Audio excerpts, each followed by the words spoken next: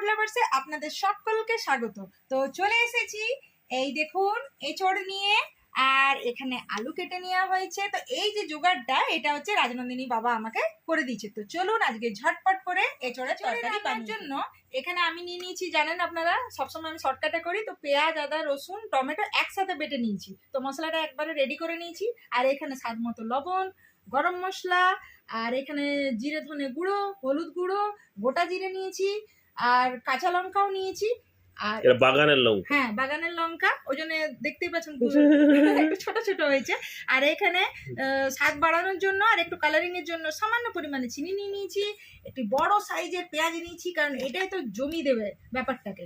আর এখানে দেখেছেন কত সুন্দর কাটিং করেছে আলু আর এঁচড়। এঁচড় আমি কাটতে জানি না, এঁচড় জানি না, মাছ জানি না। আপনারা বলবেন যে কিছু জানে না, আর এখানে বরটাকে খাটাতে থাকে। না না, আমি কাটতে ভালোবাসি, অবশ্যই এ কাটিং ভালোবাসে আর আমাকে যথেষ্ট হেল্প করে। আরেকটা জিনিস বলতে ভুলে গেছি, এই যে এইটা, এই লঙ্কাটা, এই লঙ্কাটা কিন্তু স্পেশাল দারুণ লঙ্কা, টেস্ট বড়, কারণ এইটার না দারুণ একটা স্বাদ। মানে অন্য জাতের, এটা কিন্তু ওই ধরনের শুকনো লঙ্কা নয়। এটা আমরা মল থেকে এনেছিলাম, আর আমরা ভাইজ্যাগ গেছিলাম, তখন এই লঙ্কাটা আমরা খেয়েছি।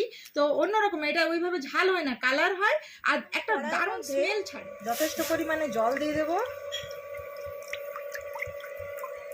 দিয়ে দেবো সামান্য পরিমাণে নুন, আর সামান্য পরিমাণে হলুদ গুঁড়ো। এর মধ্যে দিয়ে দেবো রাজনন্দিনী বাবার এত সুন্দর করে কেটে রাখা এঁচড়। তো এই এঁচড়টার মধ্যেও একটা স্পেশাল ব্যাপার আছে, তাই না? এটা হলো বাগানের এঁচড়। তো এটা হলো আমার বড় মাসুনি এনেছে, মেদিনীপুরের এঁচড়, পুরুলিয়াতে রান্না হচ্ছে এঁচড়, কিন্তু পুরুলিয়াতে রান্না হচ্ছে। আর দারুণ শ্বাস আছে, দেখতেই পাচ্ছেন না, ভালো এঁচড়টা, কোয়ালিটিটা খুব টেস্টি। তো এটা আমি জাস্ট আগেও খেয়েছি আমরা, হ্যাঁ, আর হালকা ভাপিয়ে জলটা ফেলে দেব, কারণ কুকারে দিলে কি হয় একটু গলে যায়। আর একটু এইভাবে কড়াইয়ের মধ্যে করবেন, নুন হলুদ সামান্য দিয়ে ভাপিয়ে জলটা ফেলে দিলে এটা টেস্ট একদম আলাদা রকমের। এটা এখন 5-7 মিনিটের মতো ঢাকা, 7 মিনিট হয়ে গেছে। আর এই স্ট্যান্ডারের মধ্যে আমি হয়ে গেছে। তো চলুন এই স্ট্যান্ডারের মধ্যে আমি এঁচড়টাকে ছেঁকে ফেলি। তো এখানে আমি কড়াইয়ে তেল দিয়ে দেব, সরষের তেল। প্রথমে এখানে তেল গরম হয়ে গেছে, এর মধ্যে আমি গোটা জিরে দিয়ে দেব।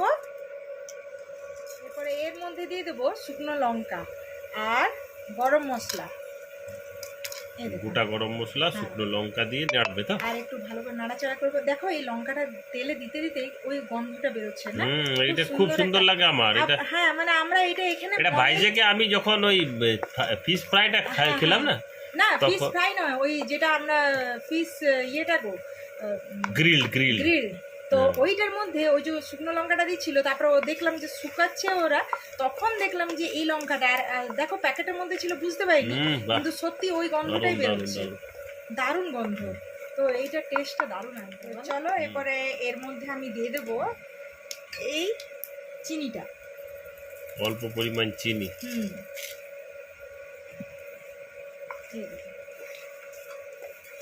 চিনিটা পুড়ে উঠে যাবে, লাল হালকা ব্রাউন করবে, মানে ক্যারামেল যেটাকে বলে, হালকা। আচ্ছা, এটা মানে মিষ্টি মিষ্টি স্বাদও লাগবে আর কালার হবে না, ঠিক প্রপার মিষ্টি না, মানে হালকা টেস্টটা একটু চেঞ্জ আসে আর কালারটা আসবে। হ্যাঁ, দেখতে দেখতে কথা বলতে বলতে দেখেছো চিনিটা গলে গেল। আর এই যে আর গরম মশলা আর গোটা জিরার যে গন্ধটা, এই তো লাল লাল লাল হয়ে যায়, তবে এই সময় নাড়তে হবে, এই সময় কিন্তু নাড়তে হবে, নাইলে সে কালো হয়ে যাবে। হ্যাঁ হ্যাঁ হ্যাঁ, ঠিক। এর মধ্যে দিয়ে দেব বড় সাইজের পেঁয়াজ কুচনো, পেঁয়াজ কুচনোগুলো দিয়ে দিল। আর পেঁয়াজ এইভাবে কুচি করবেন, কারণ এই কাটিংটার মধ্যে কিন্তু টেস্টের একটা ব্যাপার আছে। এই যে বড় বড় ভাবে এইভাবে কাটা হয়েছে না, এই কাটাটা যখন ভেজে নেতিয়ে যাবে, তারপরে ওই আলু আর এঁচড়টা দিয়ে মানে একদম জমিয়ে কষানোর ব্যাপারটা যখন করা হবে, তো দারুণ দারুণ, মানে না খেলে বুঝতে পারবেন। আর এমনিতেই তো গন্ধ আমার নাকটা ভরে গেল সত্যি।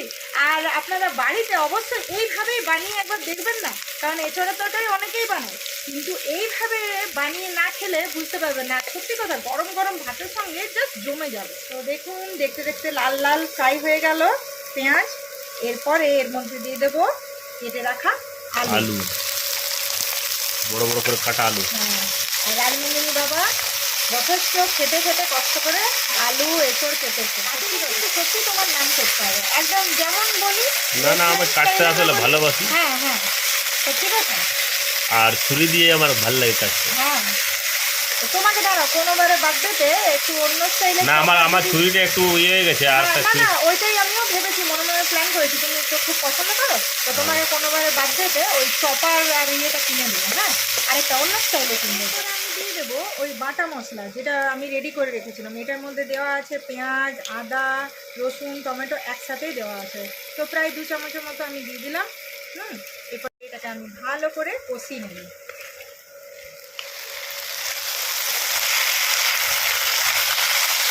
দারুণ গন্ধ আসছে। দারুণ গন্ধ আসছে। এবারে এর মধ্যে আমি দিয়ে দেবো এই যে আমার বাড়ির বানানো মশলা, তো জিরে ধনে গুঁড়ো একসাথে গুঁড়িয়ে রেখেছি, এটা আমি দিয়ে দেবো এর মধ্যে, দেখুন। আর এখানে কিছুটা পরিমাণে হলুদ আর স্বাদ মতো লবণ, এগুলো সব একসাথে বেশ ভালো করে জমিয়ে কষিয়ে নেব। এই যে ও বলতে শুরু করে দিয়েছে যে গন্ধ বেরোচ্ছে। হ্যাঁ, অবশ্যই এত কিছু করলে গন্ধ তো বেরোবে, আর এইভাবে অবশ্যই অবশ্যই আপনারা রান্না করবেন, ফ্যামিলিকে খাওয়ান, এনজয় করুন। আর রাজনন্দিনী ফুড লাভার্সে চোখ রাখুন। হ্যাঁ, অবশ্যই এরকমভাবে ভালোবাসা দেবেন। আর এইভাবে সত্যি কথা গরমের মধ্যে এঁচড় যখন পাওয়া যায়, তো আমরা এই সুযোগটা উপভোগ করবো না কেন? এইভাবে অবশ্যই রান্না করে খেয়ে দেখুন। আর বাড়ির লোকরা সত্যি কথা গরম গরম ভাতের সঙ্গে খেতে ফুটে তেজপাতা, তো তেজপাতাটা চাট করে এখন মনে পড়লো রান্না করতে করতে, তো আমি না, এখন টাইম আছে, দিয়া যায়। টাইম আছে তো আমি ভুলে গেছিলাম, তো তেজপাতাও দিয়ে দিবেন। হ্যাঁ, তো আজকে আমি ভুলে গেছিলাম, এখন কষাতে কষাতে মনে পড়লো যে কি একটা মিস্টেক হয়েছে। তেজপাতা দেয়। এইটাই তো, তেজপাতা এই সময় দেওয়া যাবে বলে আমি দিয়ে চট করে নিয়ে এলাম। আর এর মধ্যে দেখতে দেখতে এদিকে আলু কষানো হয়ে গেল, তেজপাতাও অ্যাডজাস্ট হয়ে গেল তরকারির মধ্যে। এরপরে এইদিকে রেখেছিলাম সেই এঁচড় সেদ্ধ, আমার বড় মাসনির বাড়ির এঁচড়। তো চলুন, আজকে রান্না হচ্ছে মেদিনীপুরে এঁচড়, পুরুলিয়াতে রান্না হচ্ছে। আর কীরকম টেস্টটা হচ্ছে রাজনন্দিনী বাবা এখনই খেয়ে বলবে যখনই তৈরি হবে। তো চলুন, গরম আছে। রাজনন্দিনীর বাবা তো রেডি থাকে সব খাওয়ার জন্য। গরম আছে, আমি এদিক থেকে দিই, হাতে দেখবো পুড়বে না। হ্যাঁ, না না আস্তে আস্তে। তো এটা খুব সুন্দর, দারুণ আছে এঁচড়টা, সত্যি খুব সুন্দর, মানে এর কোয়ালিটিটা, মানে জাতটা আর কি খুবই সুন্দর। আর সাইজটাও দারুণ, মানে এই যে দানা দানা আছে, এই দানা দানা এঁচড়ের টেস্টটাই কিন্তু মানে বেশি ভালো লাগে, বেশি ভালো লাগে। এর থেকে বড়টাও ভালো লাগে না, ছোটটাও ভালো লাগে না। হ্যাঁ, ছোটটাও কোনো ইয়ে হয় না, ওটা কষা কষা লাগে।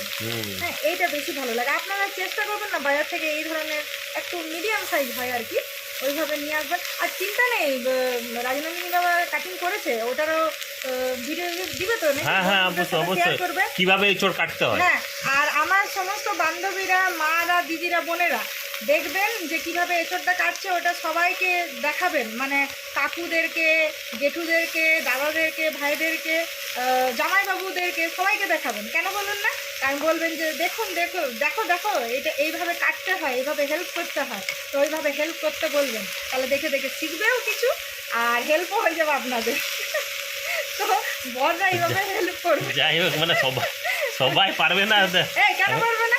না না না, উৎসাহ দাও না, অ্যাকচুয়ালি ওই বড় ছুরি নিয়ে কাটা, তখন কাটতে গিয়ে হাতে কেটে। প্র্যাকটিস করবে। আলু হ্যাঁ হ্যাঁ হ্যাঁ, আগে প্র্যাকটিস করবে ছোট ছুরি নিয়ে, তারপর বড় ছুরি। পারিব না এই কথাটি বলিও না, হ্যাঁ, চেষ্টা করতে হবে, তাহলে সবাই চেষ্টা করবেন। হ্যাঁ, ফ্যামিলির সাথে এনজয় করতে হবে। এদিকে আমাদের কষা চলছে। হ্যাঁ হ্যাঁ, অবশ্যই। তো একদম কড়াই ভরে গেছে। হ্যাঁ, সেই আস্তে আস্তে সাবধানে হ্যাঁ, আমি সাবধানে করছি, চিন্তা নেই। একটু কষাতে সময় লাগবে, হোক, কষানোটা হোক। প্রায় 10 মিনিটের উপরে হলো কষানো হয়েছে। এই দেখুন, এঁচড়, আলু, সমস্ত মশলা ভালো করে কষানো হয়ে গেছে। এরপরে আমি সামান্য পরিমাণে এটাতে জল দেব, জল দিয়ে এর মধ্যে জল দিয়ে দেব। আর জল দিয়ে প্রায় 5-7 মিনিট ঢাকা দিয়ে একটু ফুটিয়ে নেব। আর এর মধ্যে আমার গাছের লঙ্কাগুলো দিয়ে দিই, নাহলে আবার ভুলে যাবো। এই লঙ্কাগুলো কিন্তু ওই আমি খাই, আর জল দিয়ে এবার ঢাকা দিয়ে দেবো তো। হ্যাঁ, কারণ এরা তো ঝাল খাই না, আমি ঝাল খাই, আমার ঝাল ছাড়া পছায় না। তো চলো, এটার উপরে ঢাকা দিয়ে দিই, ভালো করে একটু নাড়াচাড়া করে নিলাম। এবারে 5-7 মিনিটের মতো ঢাকা দিয়ে হয়ে গেছে, আর আমি নামিয়ে নিয়েছি। তো এই দেখুন, এঁচড়ের তরকারি দারুণ হয়েছে, দারুণ দারুণ গন্ধ বেরিয়েছে। তো চলুন ঝটপট করে গরম গরম ভাতের সঙ্গে রাজনন্দিনী বাবাকে দিয়ে দিই। বলো টেস্টটা কেমন হয়েছে? তো হয়ে গেছে, দারুণ গন্ধ বেরাচ্ছে। খেয়ে আর বলো ভাতের বন্ধুদেরকে। সঙ্গে এই যে কাঁঠালের তরকারি, গন্ধটা তো লাগছে যেন মাংস খাই। মাংসের মতনই টেস্ট। আপনারা অবশ্যই অবশ্যই এইভাবে বানাবেন। দারুণ একটা ফ্লেভার এসছে। তাও দিয়ে দাও, খিদাও পেয়ে গেছে, ভাতটা খেয়ে নি। খেয়ে বলো যে কেমন হয়েছে টেস্টটা। আজকে ভাত আর এঁচড়ের এঁচড়ের তরকারি। ও নাইস। পুরো ভর্তি ভর্তি বাটিতে এঁচড়ের তরকারি আর এই গরম ভাত। এইটা খুব তো গরম আছে এঁচড়ের তরকারিটা। হ্যাঁ হ্যাঁ, দারুণ, খুব সুন্দর সিদ্ধ হয়েছে।